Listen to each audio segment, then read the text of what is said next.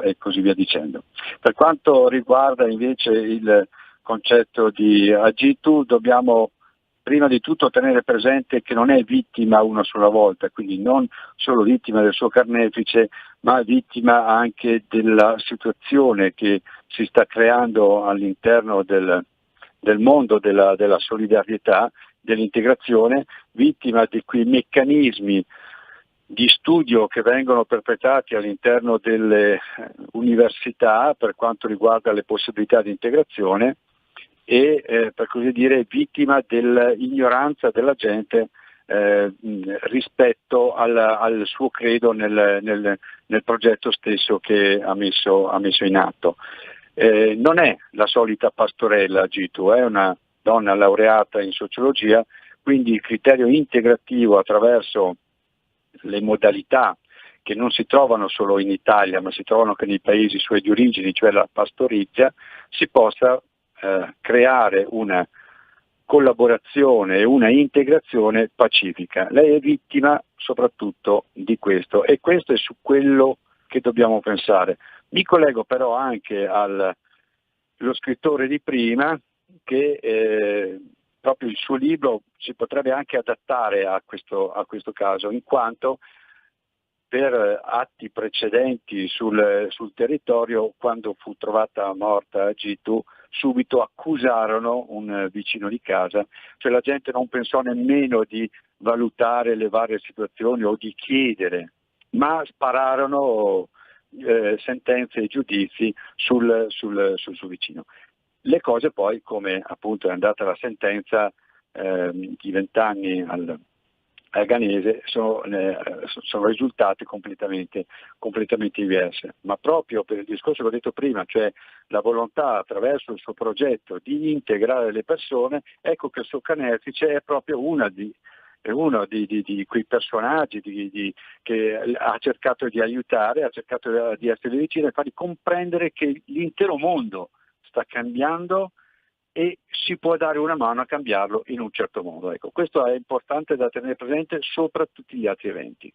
Eh sì, e soprattutto veramente quotidianamente quello che stiamo vivendo in alcune grandi città ci fa pensare tutto e il contrario di tutto. Ma restiamo in quel di Trento con Gianni Festini Brosa della Lega, proprio in quella di Trento. Posso non chiederti qualcosa anche sui risultati dei referendum sulla giustizia? Abbiamo passato un'estate non soltanto a caccia di firme, ne abbiamo portate tantissime in Bellerio, le regioni si sono fatte ulteriormente carico di rompere le scatole, alla fine insomma i referendum sulla giustizia si faranno. Certamente una grande vittoria della Lega e di tutti voi, di tutti noi militanti e simpatizzanti che per mesi abbiamo fatto gazebo, abbiamo fatto informazione, abbiamo certamente portato avanti una certa idea che è quella che insomma possiamo ancora fare qualche cosa per migliorare in questo paese. Gianni Festini Brosa. Qui posso solo essere soddisfatto e contento di ciò che si è prodotto nella raccolta firme qui in Trentino. Abbiamo lavorato tutti veramente pancia a terra. Abbiamo fatto un record di gazebi, oltre 350 gazebi su tutto il periodo, abbiamo raccolto una gran quantità di firme paritaria alle grandi, come percentuale in proporzione alle grandi regioni che noi sappiamo essere forti anche loro in questo, che dove la Lega è più forte, e quindi il vedere come il cittadino, il turista, a volte c'era anche lo straniero che era incuriosito e voleva comprendere ciò che noi volevamo, e quando si parlava di giustizia dicevano sì, giusto, una giustizia giusta va bene e non c'è sempre dappertutto, anche in altri paesi europei qualche cosa c'è da realizzare, ma voi qui in Italia date l'esempio, che l'avete fatto più volte, se potessimo firmeremo anche noi. Ecco, questa è stata una delle cose più belle in quei momenti lì. Dovevamo ricordare anche che c'era la problematica delle restrizioni, e comunque nonostante questo le firme sono state raccolte. Ecco, questa è stata una delle cose più belle, insomma, che si possono raccontare al di là dei singoli eventuali momenti diciamo di forza e di sostegno che abbiamo ricevuto nei vari gazebi. E queste sono le soddisfazioni che ci prendiamo noi della Lega, perché a differenza di altri movimenti, di altri partiti che vanno in piazza soltanto quando c'è aria di elezioni, noi ci siamo veramente tutto l'anno, e quindi un saluto particolare va certamente ai militanti, ai simpatizzanti di Trento, ma di tutta l'Italia, anche coloro che magari si sono avvicinati per la prima volta a un gazebo della Lega proprio perché c'era da firmare i referendum sulla giustizia, e adesso vedete insomma che qualcosa si muove. Andremo pure a votarli questi referendum, chissà che si riesca a fare l'election day, ma avete già visto subito gli amici del PD hanno paura che poi ci sia troppa affluenza, e siamo matti se c'è troppa affluenza. Su questo sì, si è già visto come si stanno muovendo dalle decisioni di Amato a quello della Lamorgese, alle grandi discussioni che vengono fatte.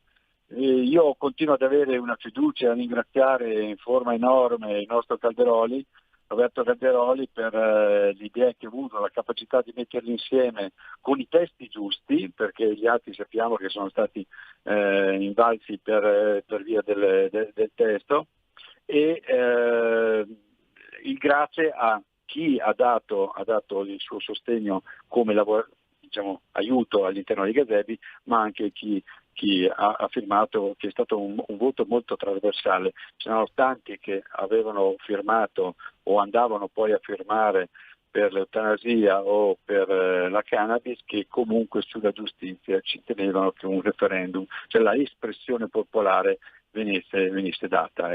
Lo riteniamo tutta una cosa doverosa. Infatti la quantità di firme che sono state raccolte poi alla fine lo ha detto. E come lo salutiamo caramente il grandissimo Calderoli, che ha ufficio proprio qua sopra di noi. Sì. E noi ringraziamo da Trento Gianni Festini Brosa. Gianni, molto volentieri prossimamente ci ricolleghiamo con Trento, con il Trentino, per fare il punto sul vostro bellissimo territorio. Quando vuoi, a Radio Libertà c'è. Va bene, se non sarò io, mettermi qualcuno di altrettanto in grado di esprimere la propria indicazioni sull'argomento, e ti prometto, lo dico solennemente qui a Radio Libertà, quando venga a trovarti ti porto qualcosa di buono di Trentino, ok? Mi hai rischiarato il pomeriggio. Grazie Lega Trentino, Gianni Festini Brosa. Ciao Gianni. Grazie cuore per l'opportunità. Grazie ciao. Ciao. Segui la Lega è una trasmissione realizzata in convenzione con La Lega per Salvini Premier. Insomma, non è che insisto per il salame lungo mezzo metro, Qualcuno pensa davvero che ho a casa la collezione di salami? No, non esiste sporco impossibile, perché Sammy Varin poi ogni tanto fa la diretta da casa, e quando mi portate il salame io non ci sono e se lo sbafano questi, capisci? Dai che c'è una buona notizia per salutarvi, signori. Stop a stato di emergenza e restrizioni. Apre così il sito del Corriere in questo momento. Il 1° aprile sarà il Freedom Day italiano? Allora, solo il fatto che si tratti di 1° di aprile già pensiamo che sia una presa per il culo. Però il 31 marzo scade lo stato di emergenza e il governo, lo scrive democristianamente il sito del Corriere, sembra intenzionato a non rinnovarlo. Questo sembra intenzionato, lo spiega meglio Repubblica in apertura. Via il Green Pass dal 31 marzo, la Lega vota con le opposizioni e riapre lo scontro in maggioranza. Insomma, bisogna avere anche un po' più di coraggio. Pare insomma che non si rinnoverà lo stato di emergenza, anche perché saremo gli unici al mondo, ma alcune misure di sicurezza potrebbero rimanere ancora per tutelare i cittadini. Tra queste sicuramente la mascherina nei luoghi chiusi, e poi lo sapete c'è Speranza che continua a menarla dicendo per sempre per sempre, Green Pass eterno e dosi per tutti. Noi li vogliamo troppo bene a Speranza per dire delle cose brutte, ma perché dirle mai? Signori, qui c'è Sammy Varin che vi abbandona, vi saluta, vi lascio con il Qui Parlamento e Vanessa Catoi. Io torno domani alle ore 13. Ciao! Qui Parlamento. Sì, grazie Presidente. Presidente, Governo, onorevoli colleghi, ci troviamo qua oggi a porre la fiducia, a votare la fiducia su un provvedimento che da sempre approda in aula con una richiesta di fiducia. Sarebbe straordinario che ciò non accadesse, ma non perché siamo favorevoli alla messa di fiducia, ma ci sono ovviamente dei provvedimenti come questo molto eterogenei che solitamente vengono portati in Parlamento con appunto una richiesta di fiducia. Ebbene, io vorrei concentrarmi in questa fase di discussione soprattutto su alcuni aspetti e attenzioni che la Lega porta sempre all'interno degli emendamenti che propone nelle aule parlamentari e soprattutto in particolare anche in questo decreto. Sono emendamenti volti a rafforzare la nostra azione parlamentare a sostegno dei territori e quindi a sostegno delle regioni, emendamenti che vogliono favorire e sostenere soprattutto gli enti territoriali e quindi i nostri comuni, tutti gli amministratori comunali che da sempre, soprattutto in questi 2 anni, sono in prima linea per la lotta contro il Covid e ai quali noi tutti parlamentari dobbiamo veramente cercare di intervenire in tutti i modi per fornire loro i giusti strumenti in modo che possano intervenire per mettere in atto quelle politiche che vadano veramente a favore dei nostri cittadini. Perché sapete che gli enti comunali sono il braccio più vicino al nostro territorio che può prontamente rispondere anche alle esigenze dei nostri cittadini ed è per questo che noi come Lega non smetteremo mai di portare avanti questa azione politica all'interno del Parlamento come abbiamo fatto anche per questo provvedimento e oltre a questo cercheremo di portare avanti gli emendamenti che cercano di sostenere soprattutto le attività economiche e produttive del nostro tessuto del nostro Paese e quindi vorrei andare per ordine. Partiamo dalle regioni. Vedete, è stato approvato un emendamento del gruppo Lega, a mia prima firma ma sostenuto da tutti i colleghi, che è volto proprio al sostegno delle regioni, delle province autonome, mettendo a disposizione l'utilizzo dell'avanzo della quota libera dell'avanzo di amministrazione dopo l'approvazione ovviamente del rendiconto e della prima soprattutto del giudizio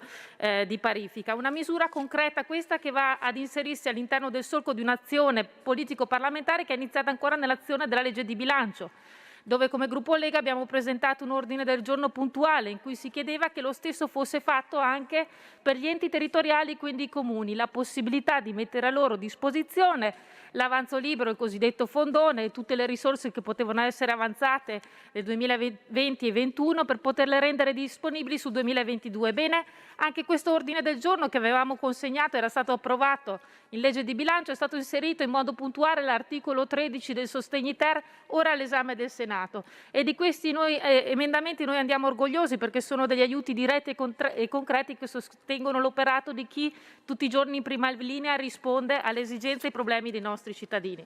Andiamo avanti con poi gli emendamenti che vorrei solo citare a titolo esemplificativo che siamo riusciti ad ottenere durante questa fase interlocutoria di lavoro all'interno della Commissione, emendamenti che aiutano, dicevo, anche i comuni. Ebbene, tra i tanti abbiamo approvato un emendamento a prima firma del collega Bitonci, un emendamento che vuole prorogare dal 31 marzo a fine giugno la possibilità e quindi il termine per l'approvazione soprattutto dei bilanci di previsione da parte degli enti locali. Questo emendamento è molto importante perché ci permette anche di dare la possibilità ai nostri comuni di predisporre il piano operativo anche della messa a terra di tutte le opere che sono necessarie per i bandi del PNRR. Altro importante aiuto che abbiamo portato ai nostri comuni sono tutte quelle azioni rivolte al potenziamento e al sostegno del personale all'interno dei servizi scolastici gestiti direttamente dalle regioni e dai comuni. Infatti, grazie ad un emendamento siamo andati a dare la possibilità a tutti gli istituti di poter fare delle assunzioni a tempo determinato che permettano di avere una continuità di servizio sia da parte del personale docente sia da parte del personale ausiliario, in modo che ai nostri figli venga garantita continuità di servizio. Un altro importante emendamento che è stato portato a buon fine con i lavori di commissione è stato l'emendamento che di fatto raddoppiato il fondo messo a disposizione dal nostro ministro Erika Stefani a favore degli assistenti alunni con disabilità. Un emendamento che di fatto ha portato al raddoppio, dicevo, da 100 milioni a 200 milioni, questo fondo molto importante per cercare di dare i servizi a favore degli alunni che hanno maggior difficoltà e che quindi necessitano di avere un maggior sostegno, soprattutto in un periodo di difficoltà come questo. Altri importanti obiettivi che abbiamo raggiunto, altro emendamento a prima firma Iezzi, abbiamo dato la possibilità agli enti locali di computare ai fini delle capacità funzionali, soprattutto per ciascuna annualità, sia le cessazioni dal servizio del personale sia quelle programmate nella stessa annualità. Ciò cosa vuol dire? Fintanto che non veniva approvato questo emendamento, di fatto gli enti locali non potevano procedere alla sostituzione se non nell'esercizio finanziario successivo. Ebbene, questo non è possibile perché ovviamente capite benissimo che avremmo messo in discussione e potuto rendere inefficienti le strutture comunali, oltre ad apportare dei disservizi nei confronti dei nostri cittadini. Ebbene, grazie a questo emendamento anche qua abbiamo cercato di supportare l'azione diretta degli enti locali, cercando di garantire una continuità anche all'interno degli apparati delle amministrazioni comunali. Altri provvedimenti che vorrei citare solo a titolo semplificativo che abbiamo portato a casa grazie al nostro impegno e a sostegno delle imprese: abbiamo la riduzione del capitale sociale per le perdite dell'esercizio 2021 per le società socio-assistenziali, l'emendamento Lega a prima firma del collega Bitonci, il differimento del termine di entrata in vigore di alcune sanzioni, soprattutto per le imprese, in particolare quelle per il mancato adeguamento degli obblighi di trasparenza, per passare poi alla richiesta di proroga dei versamenti IVA, anche questo molto richiesti da parte delle associazioni di categoria. E oltre a questo anche abbiamo ottenuto degli importanti risultati volti soprattutto a favore delle imprese avicole e suinicole, che sono stati degli interventi che erano ritenuti urgenti soprattutto per fronteggiare l'emergenza aviaria e la peste suina africana nel Paese. Un'altra proroga che è stata fatta molto importante è quella la proroga straordinaria ai gestori dei fondi dei immobiliari, soprattutto nel settore dell'edilizia privata sociale. Ecco, questo emendamento è molto importante soprattutto per la sua finalità di incrementare gli alloggi sociali, soprattutto per la locazione a canone calmierato, e che ovviamente va anche qua ad inserirsi nel solco di quelle politiche che danno un aiuto concreto diretto a favore soprattutto delle persone maggiormente colpite e maggiormente in difficoltà. Altro emendamento molto importante che ha portato di fatto anche qua a un aiuto, un sostegno alle attività economiche del nostro Paese è l'emendamento Milano-Cortina, che di fatto ha messo in grado la società di operare soprattutto in vista di questo importante appuntamento olimpiaco delle Olimpiadi 2026, che ci deve vedere tutti direttamente coinvolti e soprattutto che sarà un biglietto da visita per tutto il nostro sistema Paese. Oltre a questo però dobbiamo anche dire che non siamo stati soddisfatti sotto alcuni aspetti, perché purtroppo alcuni emendamenti che avevamo presentato o non sono andati a buon fine o di fatto sono stati riformulati edulcorando così quello che doveva essere il nostro intento primario. Ad esempio mi riferisco in particolar modo all'emendamento sulla riduzione della Tari. Attraverso la riformulazione di questo, infatti, la nostra proposta di fatto è stata edulcorata e completamente trasformata in una mera proroga per l'approvazione dei piani finanziari della Tari e della corrispettiva tariffa, e di fatto quindi non permette ai nostri sindaci di avere quegli strumenti che permettono loro invece di intervenire in modo puntuale per alleggerire l'aggravio di questa tariffa. Ebbene, come Lega abbiamo presentato quindi un ordine del giorno che speriamo venga accolto, proprio perché è di nostro avviso urge veramente, come l'intervento soprattutto nei confronti del caro bollette, anche un intervento puntuale per cercare di fare in modo che i nostri sindaci venga dato loro uno strumento che gli permetta di intervenire andando a ridurre le tariffe della Tari, che anche queste ovviamente colpiranno i bilanci delle nostre famiglie italiane. Oltre a questo ci aspettavamo qualcosa in più, soprattutto anche sul tema del sisma bonus. Ma vediamo poi agli altri risultati che siamo riusciti ad ottenere grazie al confronto e grazie soprattutto alle prerogative del Parlamento che abbiamo voluto insistentemente raggiungere e portare a casa all'interno della dialettica della nostra commissione referente, soprattutto nella notte tra il mercoledì e giovedì, dove abbiamo approvato, come si diceva prima, l'emendamento, quello che di fatto porta a prorogare il blocco al 2023 dell'utilizzo del contante. Ho sentito alcuni colleghi che dicono come questo emendamento sia di fatto un emendamento di facciata. Non è vero, assolutamente, perché anzi non vi è nessuno studio che comprova la correlazione diretta tra i vincoli e l'utilizzo del contante all'evasione fiscale. Qui Parlamento. Avete ascoltato